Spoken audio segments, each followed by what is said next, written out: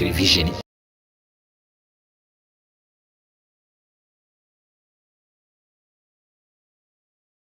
PACIS TV, the #1 Catholic television in Africa. PACIS TV, ta vie renouvelée en Jésus-Christ.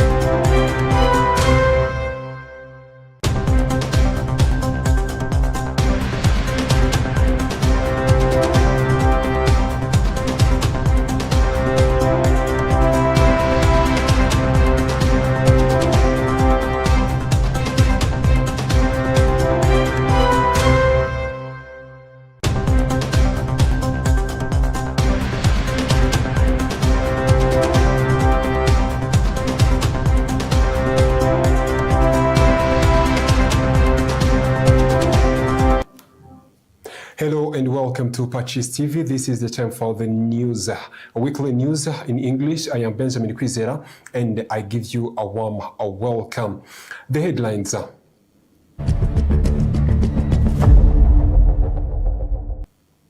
On the final day of the commemoration week of the genocide against the Tutsi, gathered at the Rebero Memorial Site to honor and commemorate the politicians who are buried there on the final day of the commemoration week of the genocide perpetrated against the Tutsi in 1994. During the 32nd of commemoration week of the genocide against the Tutsi, residents of Nyaruguru district paid tribute to more than 30,000 of victims who were burned alive in the Catholic parish of Kibeho. In Cyangugu, the Catholic parish of MYAKA in the Diocese of Cyangugu was among the first to take the lead in promoting reconciliation and strengthening unity between those who committed the genocide against the Tutsi and those who survived the genocide against the Tutsi.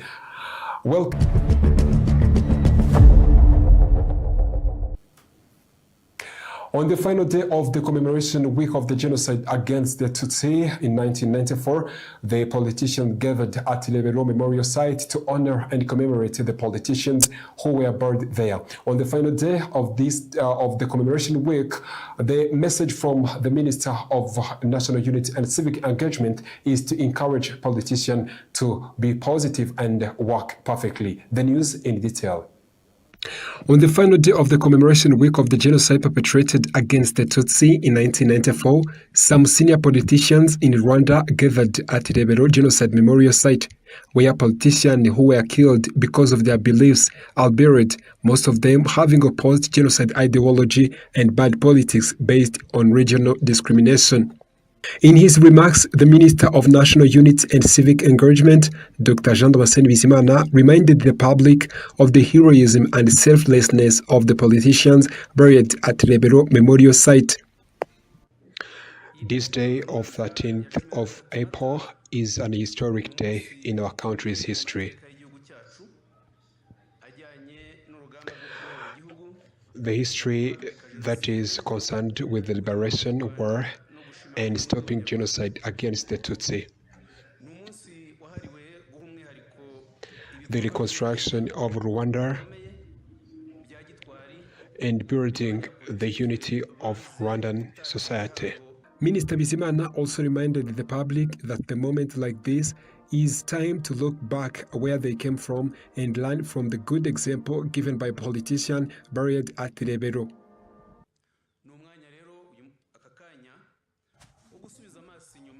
This is the time of looking back and analyze the contribution of bad politics, and we give our respect to Hutu politicians who refuse to be obsessed to hatred, divisionism, genocide ideology, but they chose to build the Rwanda for all Rwandan by denying Habyarimana's regime and bad politics and ideology.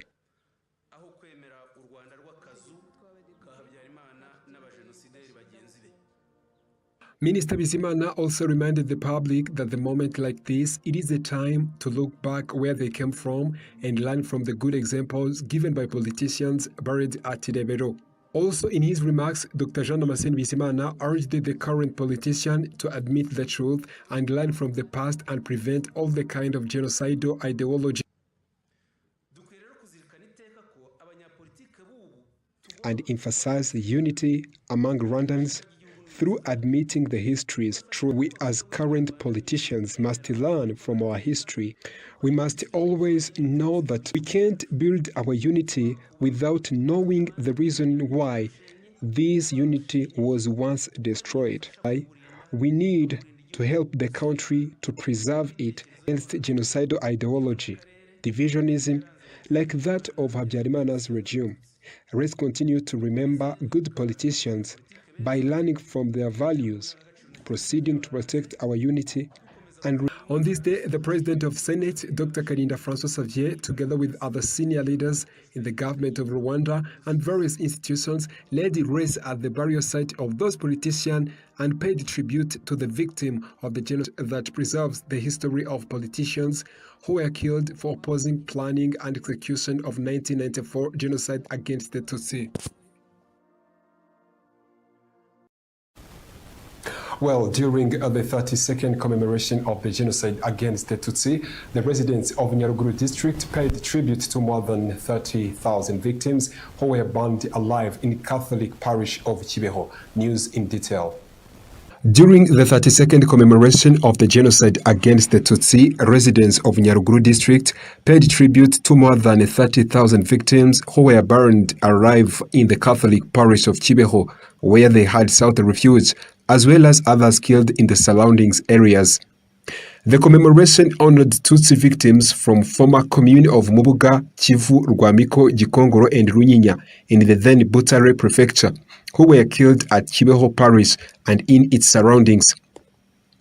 Sebazungu Emmanuel gave testimony about the events of 14th of April 1994. He explained that the director of Mata Factory, Ndabarinze, provided the fuel that was used to burn those who had taken refuge inside Kibeho Church. The killings were led by the former sub-prefect of Munini, Damien Biniga. He expressed his gratitude to the Inkotanyi RPF soldiers who rescued them and helped them to rebuild their lives. We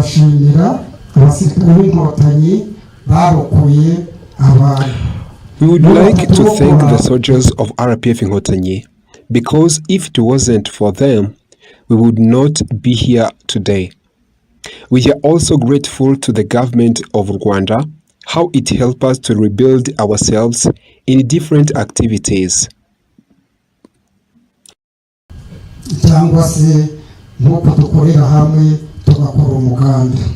Vice President of Ibuka at national level, Christine Kagoyire, joined residents of Nyaruguru and those originating in commemorating the victims killed at Kibeho during the 1994 genocide against the Tutsi. She stated that remembrance is a pact with those who were killed and should serve as a source of strength for survivors and all Rwandans.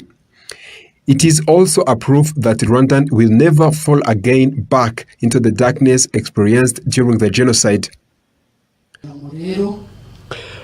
I would like to thank you all for joining us today to commemorate, honoring our families and our relatives who were killed in genocide against the Tutsi.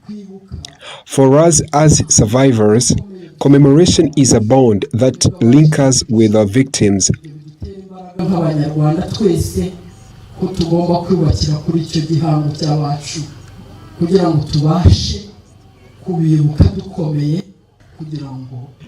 As Rwandans, we must make sure that we will never go back in the dark history of the genocide.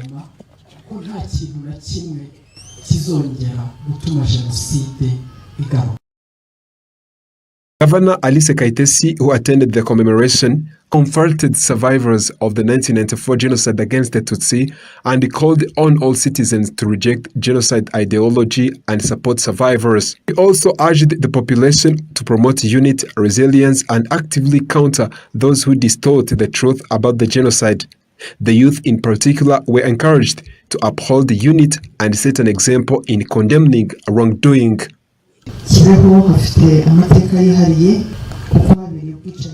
Kibeho holds a very awful history. The Tutsi were burnt in the church, yet they hoped they would find a refuge there. Commemoration is a period to honor the victims of genocide against the Tutsi, but it must also be the time to give a hand to survivors and show them love.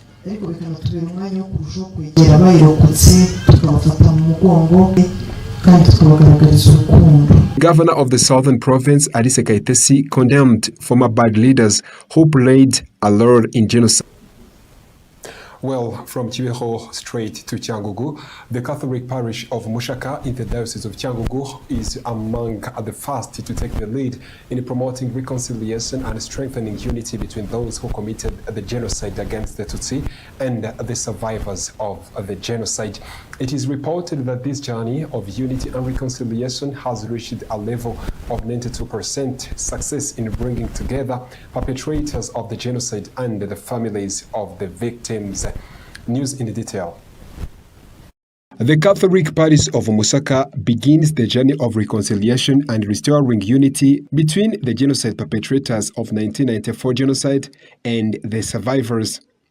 So far, the report says that they have reached 92% success in reconciling perpetrators and survivors. Those who have received forgiveness from the genocide survivors, they are now rebuilding the brotherhood with survivors to the extent that some families are now even connected through children baptized together. Nicholas, one of those who participated in the genocide against the Tutsi and later asked for forgiveness, says that although it was difficult to approach the person he had wronged, the teachings and support he received gave him strength to do so. After completing sentence handed down by the courts, he says he now lives in peace again with those he wronged. This person you see here, I'm the one who led the attack that killed her father, and I'm the one who brought him from the house. After some time, I took the decision and wrote a letter dedicated to the family I wronged. I was looking for forgiveness from this family. Ever since this family forgiven me, my fear went away, because before that, I lived in extreme fear. To be honest, you can never find something you can recompense. To be honest, you can never find something that you can give the family you killed. But at least we are now living together in peace, harmony, and we do together some charity actions. I would like to express my gratitude to this family.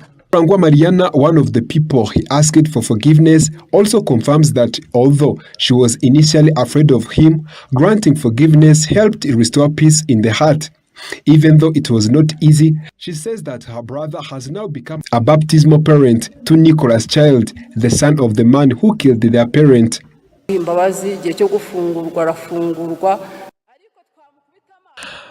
In the beginning, after this man was released from the jail, we were very afraid of him. We were very afraid of him because we considered him as a killer, as a perpetrator. But now we have forgiven him and we share everything. Whenever I have a party in my home or we have such an event,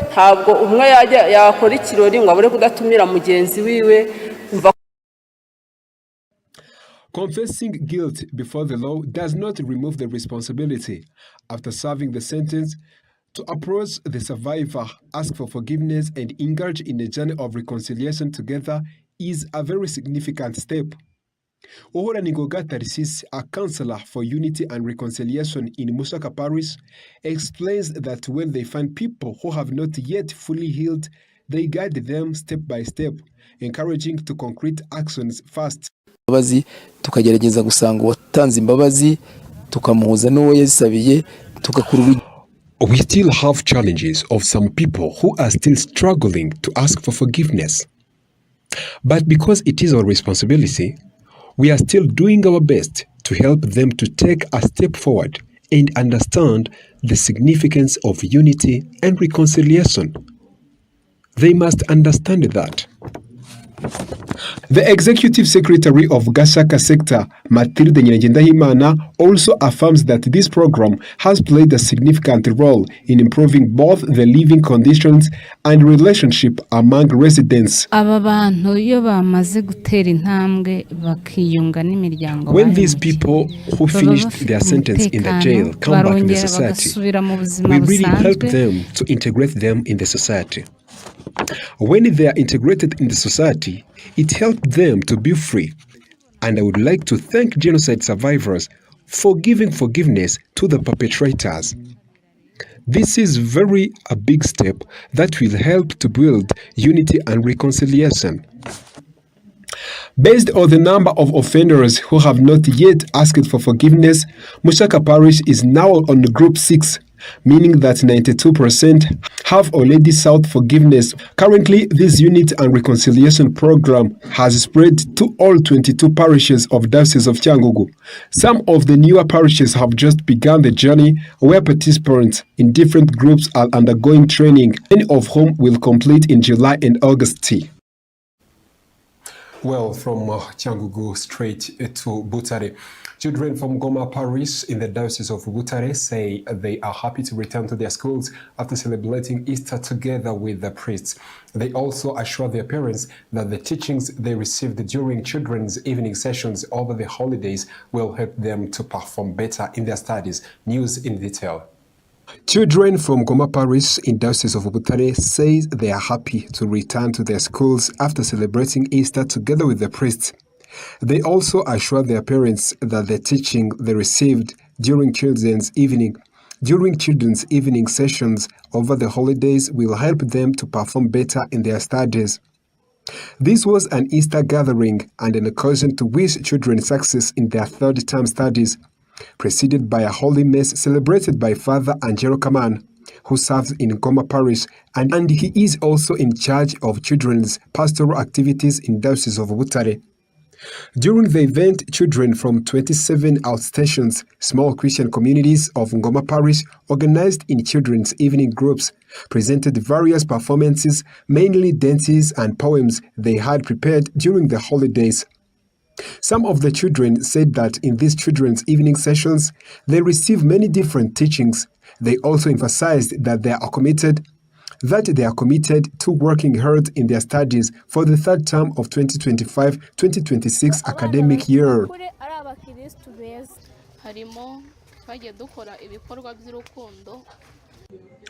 Through the evening programs, we learn many things such as to pray and how to behave when we are with others. And those studies will help us to be successful at school. Father Angelo Kamana highlighted some of the activities these children carry out through their children's evening programs and urged them to behave well at school and strive to become good examples who bear positive fruits for the church. This is a normal, as you know. This is very normal, as you know. In Catholic Church, when kids are together, they learn how to pray, they learn and get entertained. Different lessons they learn are including the history of the church. This is an annual event, Resurrection of Jesus Christ. It is also planned that in July, these children will participate in a competitions showcasing activities from their evening programs through the two centers of Ngoma Parish. In Gisagara district, across several sectors, the construction of 19.5-kilometer feeder road has been launched. The road is expected to boost trade in the district and help the residents to move their products to the market more easily. News in the detail. In Gisagara district, across several sectors, the construction of 19.5-kilometer feeder road has been launched. The road is expected to boost trade in district and help residents to transport their agricultural products to the markets more easily. The project was officially launched on Wednesday, April 15. The Deputy Director General of National Transport Agency, together with the Mayor of Gisagara District, Residents from sectors where the road will pass have expressed their satisfaction, saying it will address some of the challenges they faced, including delays in getting their products to the market and difficulties accessing healthcare services. It is very frustrating to have a good harvest but struggle to get to the market because there is no good road to facilitate the transport. But now we no longer lack vehicles, and even when we find them, transport cost will not be high. Theoneste Twagirimana, Deputy Director General of National Transport Agency, emphasized that the road will be beneficial to the residents of the district and confirmed that the government of Rwanda is investing heavily in road construction to promote transport-based development. This road will help residents of this district to take their products to the market and to go to the hospitals, improving their livelihoods. It will also connect people from Gisagara, Nyanza and Huye, ensuring development reaches everyone. This shows that government of Rwanda is committed to building roads across the country. The mayor of Gisagara district, Rutagereranwa Jerome, explained that this road connects several other roads and was necessary to improve trade and mobility, especially considering the area's geographical nature. Since this is a windy hill area, it will help people to transport their product to the market, access Gakoma Hospital, and reach Nyiramugengeri factory and other places more easily. This is part of development driven by improved transport.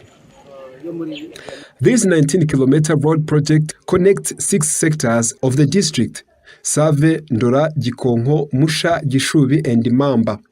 It is expected to be completed by the end of this year and cost approximately 2 billion Rwandan francs. Well, continuing from Gisagara to international news, welcome. On the 4th day of his apostolic journey across Africa, Pope Leo XIV visits Cameroon's conflict-ridden northwest and stresses that the time for change is today and not tomorrow, now, not in the future. News in detail.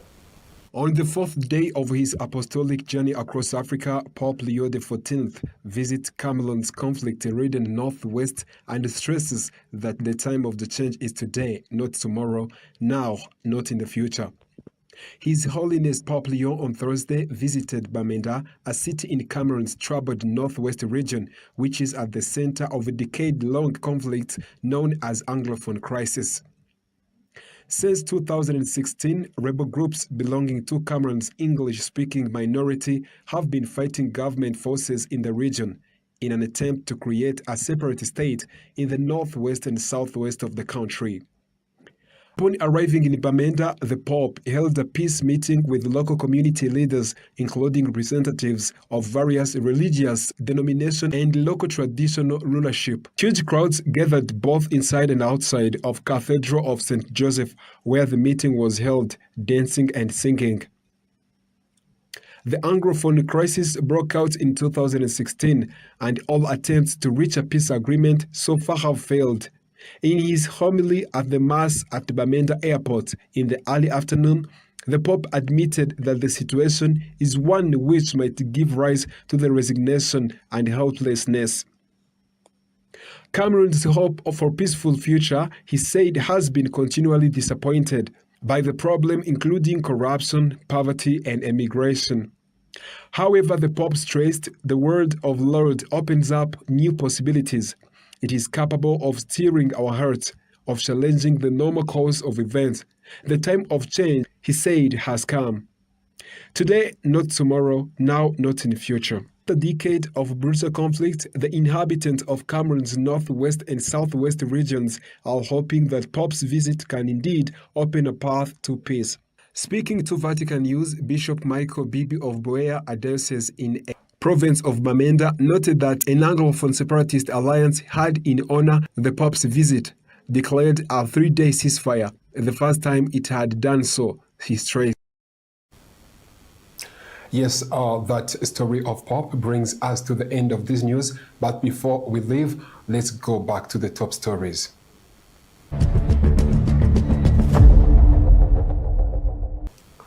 In Kigali, on the final day of the commemoration week of the genocide against the Tutsi, the politicians gathered at Rebero Memorial Site to honor and commemorate politicians who are buried there. During the 32nd commemoration of the genocide perpetrated against the Tutsi, residents of Nyaruguru district paid tribute to more than 30 victims who were burned alive in the Catholic parish of Kibeho. In Cyangugu, the Catholic parish of Mushaka in the diocese of Cyangugu was among the first to take the lead in promoting and reconciliation and unity between perpetrators and genocide survivors. Thank you very much for being with us in our weekly news on PACIS TV. I am Benjamin Kwizera. Bye-bye.